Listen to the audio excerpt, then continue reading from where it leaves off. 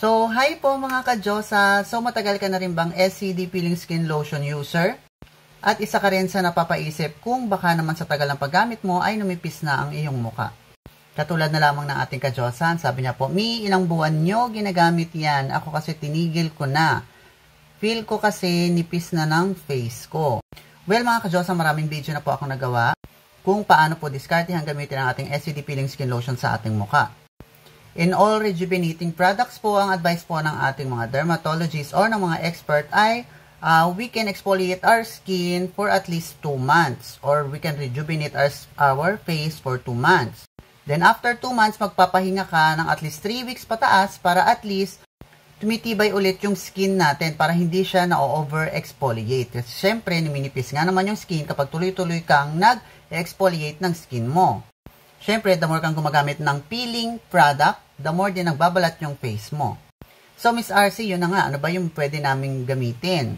Well, after using SCD Peeling Skin Lotion sa ating mukha for 2 months, meron po tayong mga mild maintenance product kay SCD products. Ano po yung una? Ito po yung isa, yung ating Sakura Timeless Beauty Facial Lotion. So, ito po is whitening pa rin siya at the same time, but mas mild na po siya compare kay SCD Peeling Skin Lotion and ginawa po talaga siya for facial maintenance na po. May pagbabalat pa po ba ito? Depende po yan sa skin type natin. Kung medyo dry yung skin type mo, merong konting pamamalat na mararanasan pero sobrang minimal na lang. Pero kung hindi naman, wala na po tayo mararanasang peeling effect. Ngayon, for the mildest product ni SCD for our maintenance, actually ito yung gagamitin ko ngayon. Ito naman, we can use this for morning and night kasi mild lang naman siya. Ito, wala siyang anything harmful because this product is hydrating serum. So, anong tawag sa kanya? Siya po si SCD Sakura Serum. Ito po ay shrink pores, remove acne, and skin rejuvenation. But then again, wala po siyang pamamalat kasi this is a skin hydrator. So, ginagamit ko lang siya ng umaga at gabi.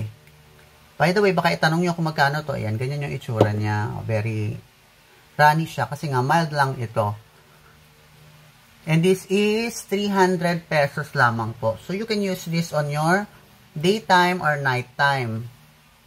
Ito po, yung mga product na pwede po sa mga tao na may allergy sa peeling product katulad ni SCD Peeling Skin Lotion or kung ayaw nyo ng mga nagbabalat-balat, gusto yung mga mild product lang, si SCD Sakura Serum, pwede po ito sa inyo.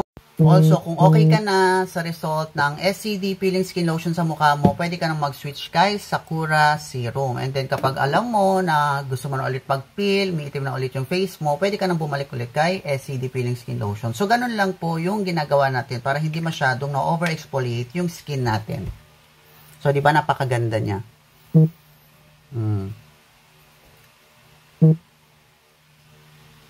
So, yun lang mga ka-Diyosa and itry nyo na. Have a great day po. Bye-bye.